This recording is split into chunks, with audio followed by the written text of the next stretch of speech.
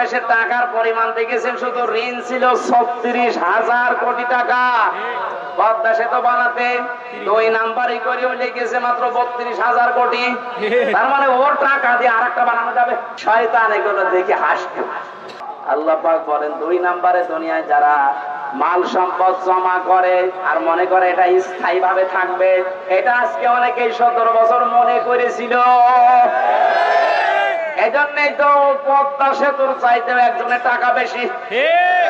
এই দরবেশের টাকার পরিমাণ দেখেছেন, শুধু ঋণ ছিল ৩৬,০০০ কোটি টাকা।